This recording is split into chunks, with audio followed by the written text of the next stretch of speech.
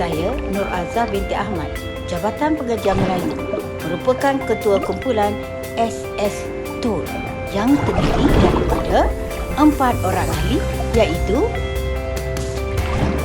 saya Muhammad Bibi binti Altamia dari Jabatan Ilmu Saya Nur Hashimah binti Haji Mat Said dari Jabatan Pengajian Melayu. Saya Datuk Nada dari Unit Praktikam. Kedudukan sebelum inovasi dilaksanakan. Tahun 2017. Penggunaan buku teks. Tahun 2018. Penggunaan alat PCT IT. Tahun 2019. Penggunaan alat PFU IT. Alat PFU IT diperkenalkan dengan memasukkan elemen faham tata bahasa. Tahun 2020. Penggunaan alat PFU IT. Alat PFU IT diperkenalkan dengan memasukkan elemen pembinaan ayat.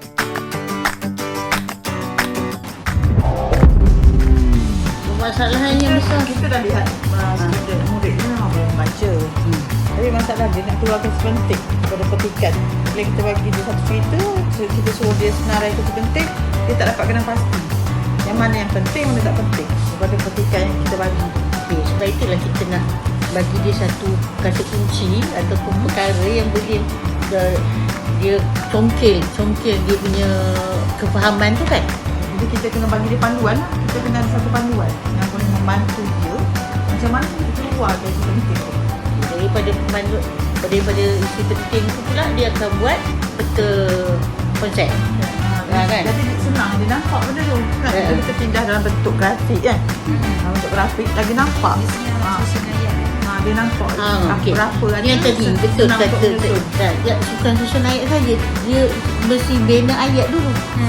Kan, so kita beri panduan dia untuk membina ayat berpandukan daripada peta konsep tu pula. Kan, kegunaan peta pemikiran tu lah kita nampak. Masalah-masalah yang dihadapi. Pertama, murid sukar memahami teks. Murid tidak dapat memahami kandungan teks dengan betul dan jelas.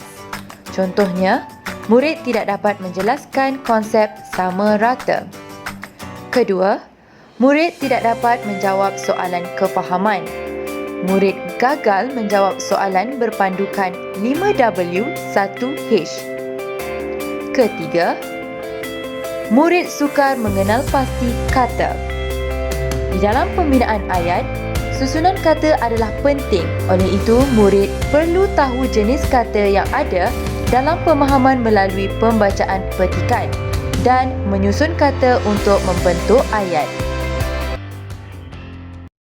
Inovasi yang telah dilaksanakan. BFU IT. Baca, faham, ubah, IT. Inovasi alat berbentuk buklet yang tersisip 5W 1H, peta iting, panel jenis kata, panel pembinaan ayat.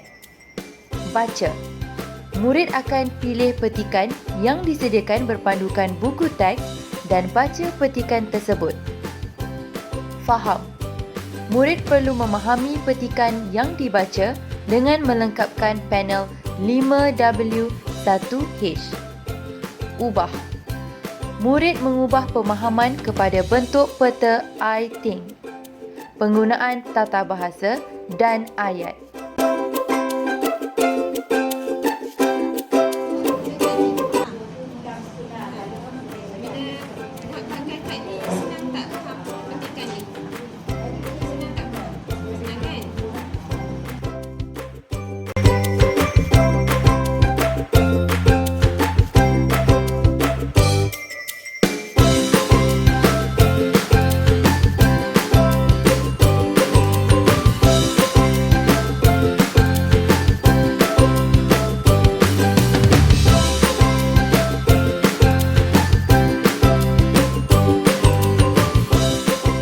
Faedah inovasi yang diperkenalkan. K. Compact. Alat yang kompak mengandungi pelbagai jenis alat fikir seperti kata kunci 5W1H, peta iThink, kotak pengkelasan, kotak pembinaan ayat. M. Mudah. Alat ini mudah dikenali oleh guru dan fleksibel pada murid untuk digunakan di dalam bilik darjah atau luar bilik darjah. L. Lengkap. Alat yang lengkap untuk digunakan oleh semua tahap pelajar yang berfokus kepada tahap 1 iaitu tahun 1, 2 dan 3. KP. Kecerdasan pelbagai.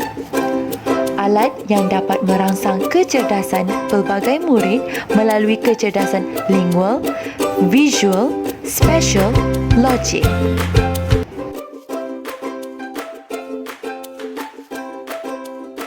Faedah menggunakan program BFUIT ini ialah yang pertama, alat ini dapat memudahkan guru mengajar bahasa Melayu kepada murid, dan yang kedua, dapat menyelesaikan masalah murid yang lemah untuk menjawab soalan pemahaman.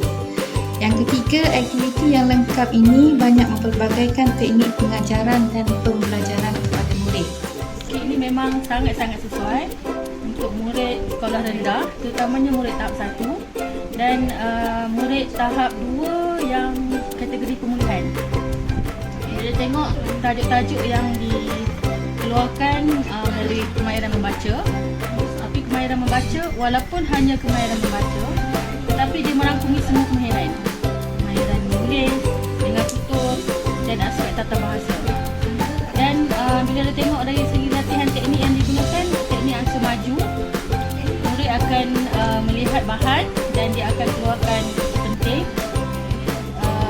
dan menggunakan peta supaya nampak lebih mudah lah. Jadi melalui sini murid akan mengeluarkan kata nama, kata kerja dan seterusnya, membina ayat. Dan murid yang lebih pandai dia akan dapat membina sebuah karangan yang cantik lah. Jadi saya lihat tajuk-tajuk ataupun bahan yang digunakan sesuai dengan standard pengajaran mengikut buku teks. Dan terima kasih lah kepadanya. Bila murid diberi kad ni kan, so bila mereka menulis atas kad ni, mereka ada sesuatu benda yang boleh dipegang, dan boleh ditunjukkan. So cikgu akan buat satu aktiviti kreatif, contohnya cikgu akan panggil dia datang ke depan, so dia akan bentangkan apa hasil dia dengan kawan, so cikgu boleh check kat situ dan kawan-kawan lain pun boleh check jawapan tu mana betul atau tak jawapan dengan teks yang sama.